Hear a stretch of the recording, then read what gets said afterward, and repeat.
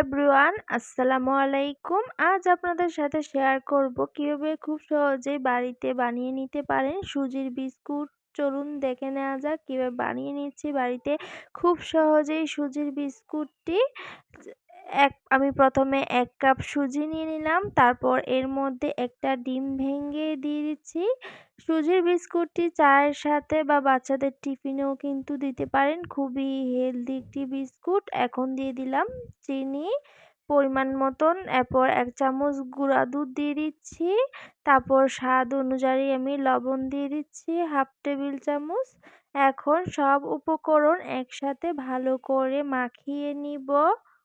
সুজির এই বিস্কুটটি খুবই হেলদি, চায়ের আড্ডায় আপনারা খুব সহজেই এই বিস্কুটটি বানিয়ে পরিবেশন করতে পারেন চায়ের সাথে। খুবই মজাদার হয় সুজির এই বিস্কুটটি।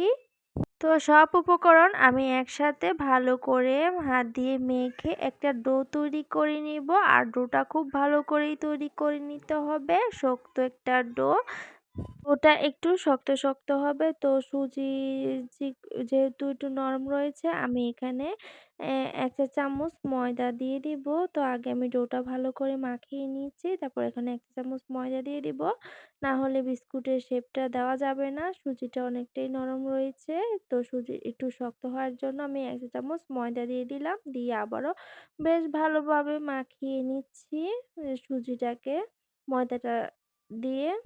এই তো মাখিয়ে একটা শক্ত ডো তৈরি করে নিব। এই তো আমার ডোটা রেডি হয়ে গেছে। খুব শক্ত একটা ডো তৈরি করে নিলাম। এখন ডোটা একটু সফট হবে, বেশি শক্তও না আবার বেশি নরমও না। তো আমি ২ হাতে তেল মাখিয়ে নিচ্ছি। তেল মাখিয়ে এখন একটা চামচ দিয়ে হাতে নিয়ে নিচ্ছি। এখন বিস্কুটের শেপ দিয়ে নিব। তো কিভাবে বিস্কুটের শেপটা নিয়ে নিচ্ছি, আম এই তো প্রথমে গোল করে নিলাম। এখন একটা চাকুর সাহায্যে আমি বিস্কুটের শেপটা লম্বা লম্বা দাগ কেটে নিচ্ছি বিস্কুটের শেপের মতন। এই যে চাকুটা দিয়ে দাগ কেটে নিচ্ছি। এই তো হয়ে গেল আমার একটা বিস্কুট। এখন আরেকটা বানিয়ে আপনাদেরকে দেখাচ্ছি কিভাবে বানিয়ে নিলাম। এই তো আবারও আমি গোল করে নিব। বিস্কুটের মতন গোল শেপ দিয়ে নিয়েছি আবারও। গোল দিয়ে এখন আবার চাকু দিয়ে কেটে নিব। এই যে চাকু দিয়ে দাগ কেটে নিচ্ছি। আর এই তো খুব সুন্দর হয়ে গেছে বিস্কুট। তো এরপর তেলের মধ্যে আরকি ভেজে নিতে হবে। তো আমি আরেকটা তৈরি করে আপনাদের সাথে দেখাচ্ছি কিভাবে বানিয়ে নিলাম। চাকু দিয়ে কিন্তু দাগ কেটে নিলেই খুব সুন্দর হয়ে যায়। আপনারা চাইলে কুকি কাটার দিয়েও কেটে নিতে পারেন। কুকি কাটার দিয়ে বিস্কুটের শেপ কেটে নিতে পারেন। এখন বাজারে অনেক রকমেরই কুকি কাটার পাওয়া যায়। তো আমি হাত দিয়েই ঘরে চাকু দিয়েই বানিয়ে নিচ্ছি। এভাবে বিস্কুটের শেপটা দিলে কিন্তু খুবই সুন্দর হয়। আর বেশি জোরে চাপ দিবেন না, আলতো হাতে চাকুটা দিয়ে দাগ কেটে নিবেন। এই তো আরেকটি বিস্কুট তৈরি হয়ে গেল। এই তো আমি সবগুলো বিস্কুট তৈরি করে নিলাম। দেখতেও খুব সুন্দর হয়েছে। তো এগুলো এখন চলে যাব ভাজার জন্য। আপনাদেরকে আমি দেখিয়ে দিচ্ছি আমার ১ কাপ সুজিতে কতগুলো বিস্কুট তৈরি হয়েছে। আর এই তো চুলায় তেল দিয়ে ফ্রাই প্যানে বসিয়ে দিলাম। তেলটা হালকা গরম থাকা অবস্থায় আমি বিস্কুটগুলো দিয়ে দিব। আর চুলাটা মিডিয়াম আঁচে থাকবে।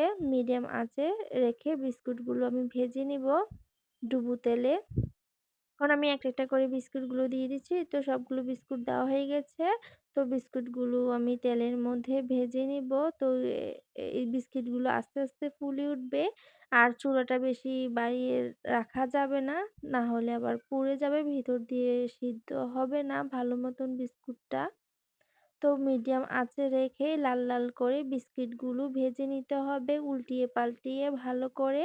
এই তো আমার যে বিস্কুটগুলো লাল লাল হয়ে গেছে আমি সেগুলো তুলে নিচ্ছি। আর যেগুলো হালকা লাল সেগুলো আরেকটু ভেজে নিব। যেগুলো লাল হয়ে গেছে সেগুলো তুলে নিলাম। এই তো আমার বিস্কুটগুলো ভাজা হয়ে গেছে, কতটা সুন্দর হয়েছে দেখে নিশ্চয়ই বুঝতে পারছেন। এভাবে কিন্তু বাচ্চাদেরকে বানিয়ে দিতে পারেন বাসায় বিস্কুট। এমনকি চায়ের সাথেও রাখতে পারেন এই মজাদার সুজির বিস্কুটটি। আর খুব সহজেই বাড়িতে বানিয়ে নেওয়া যায় এই বিস্কুটটা। কতটা সহজভাবে আপনাদের সুজির বিস্কুট তৈরি করে দেখালাম। আশা করি আমার আজকের ভিডিও আপনাদের ভালো লেগেছে। এই তো কতটা সুন্দর কালার এসেছে বিস্কুটে, একদম দোকানের মতন। তো আমি একটা বিস্কুট আপনাদেরকে ভেঙে দেখাচ্ছি কতটা সুন্দর হয়েছে ভিতরেও। আ খুব ভালোভাবেও হয়েছে বিস্কুটটা। এভাবেই বাড়িতে খুব সহজে মজাদার সুজির বিস্কুট তৈরি করে নিতে পারেন। আজকের ভিডিও এ পর্যন্তই। সবাই ভালো থাকবেন। আর রেসিপিটি ভালো লাগলে লাইক, কমেন্ট, শেয়ার, সাবস্ক্রাইব করে পাশে থাকবেন।